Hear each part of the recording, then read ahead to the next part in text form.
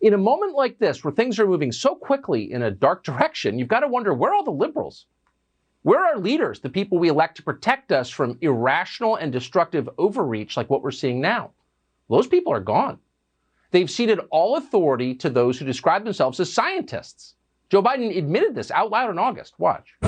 If you're sworn in come January and we have coronavirus and the flu combining, which many scientists have said is a real possibility, would you be prepared to shut this country down again? I would be prepared to do whatever it takes to save lives, because we cannot get the country moving until we control the virus. If the scientists say shut it down? I would shut it down. I would listen to the scientists. Now, you thought the voters were in charge of the country, speaking through their elected leaders. That's why we have elections. But that's not true. The scientists are in charge. I would listen to the scientists. And Biden's not the only one who says this. This is a staple of our public conversation these days. So what are the scientists saying?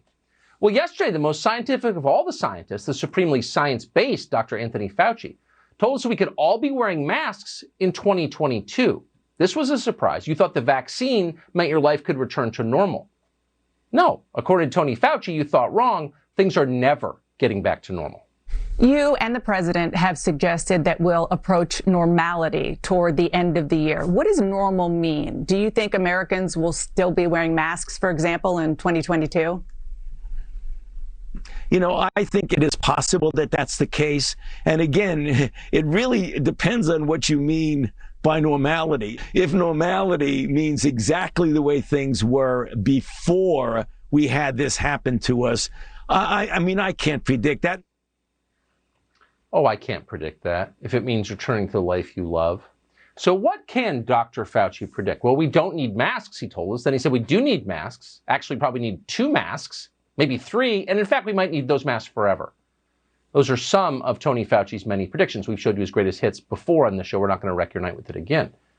But the question is, and we should be thinking about this, what effect will this current suspension of our Bill of Rights have on American society over time? What kind of country will your grandkids live in? Is anyone even asking that question? No, not anymore, because questions are disloyal. If you believe in science, simply obey. Meanwhile, the costs mount, the real ones, measurable: bankruptcies, addictions, suicides. So what will the country look like when it's over? Well, it could be dirtier for sure, the environment. Here's one unintended consequence of the lockdown regime that absolutely nobody is talking about: the degradation of our natural environment. Odds are, over the past several months of dealing with the coronavirus pandemic, you've seen a mask or 2 on the ground. The Chattahoochee Riverkeeper, Jason Ulseth, says he's never seen the river filled with so much plastic. And we're not just talking about water bottles and food containers. We've actually pulled over 2 million pounds of trash out of the river system, and gloves and masks have not been something we've seen in the past. So where are all the people who care about nature? All the environmentalists, where are they on that? Well, they're probably hiding somewhere with the free speech people and the pro-choice community, too afraid to speak up. One person who apparently is not afraid to speak up is Naomi Wolf, who is undoubtedly losing friends by appearing on the show tonight. She's the author of The End of America, Letter of Warning to a Young Patriot, and the CEO of Daily Clout. She joins us tonight. Naomi Wolf, I appreciate your coming on. I never thought I would be talking to you except in a debate format. I'm sure we disagree on an awful lot. But on this, I was struck by the bravery it must have taken you to write it. I'm sure you lost friends over it and for doing this. Tell us why you're doing this and why you wrote that. Well, it's not just first of all, thank you, Tucker. I'm really happy to be talking to you.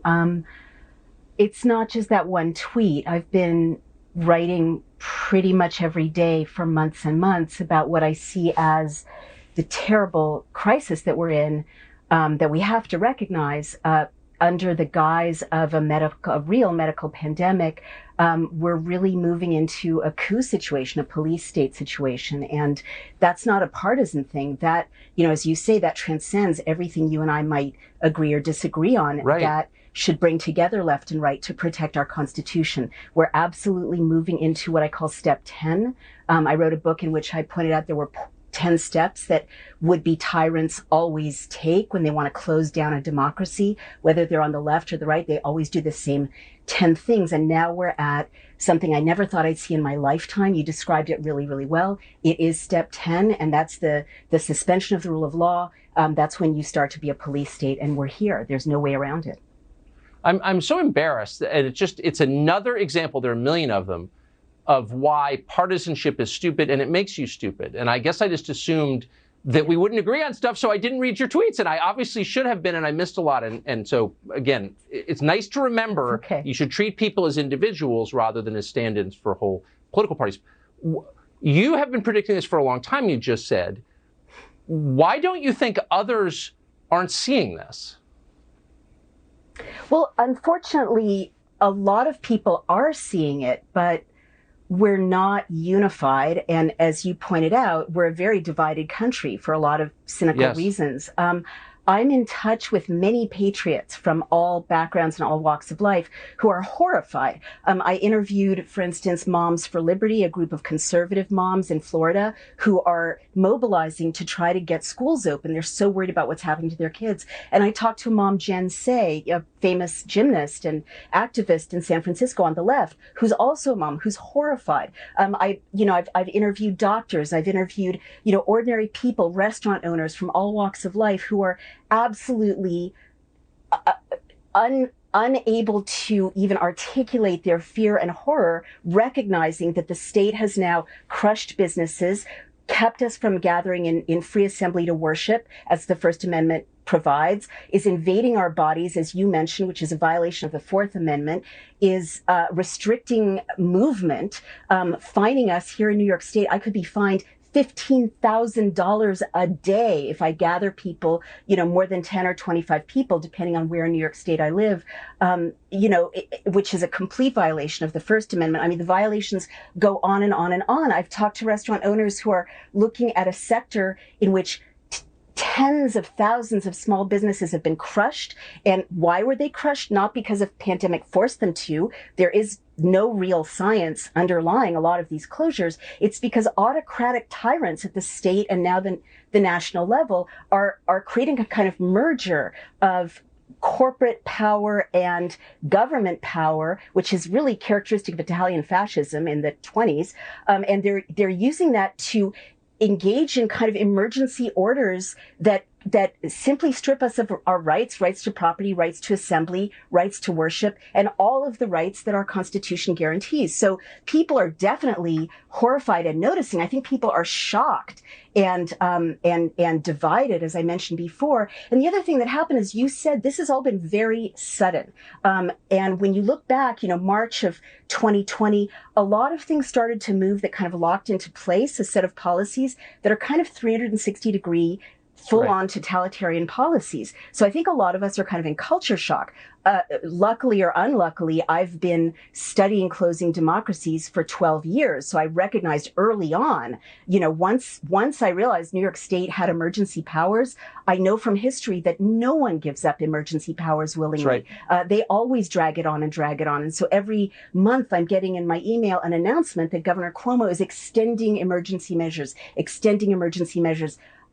Only from studying history do I know how predictable it is when you start to have elected officials say, we are not going to follow the Constitution because there's a pandemic. And I just want to say lastly, and then I promise I'll stop, nowhere in the Constitution does it say all this can be suspended if there's a bad disease. We have lived through typhus, cholera, smallpox, HIV, tuberculosis, polio, the Spanish flu. We've lived through an attack on our soil. Never have there been months and months and months of emergency powers when we weren't actually fighting a war. So this is completely unprecedented. Lockdowns have never been done before in free societies. And really, we're turning into a version of a totalitarian state sort of before everyone's eyes. And I really hope we wake up quickly, because history also shows that it's a small window in which people can fight back before it's too dangerous to fight back. Man, I'm starting to think that we're being divided as a country precisely so we don't have conversations like this. And I hope you will come back. Naomi Wolf, what What a pleasure, what an eye-opening pleasure it was to talk to you tonight. Thank you. Thank you, Tucker. Likewise. Thank you.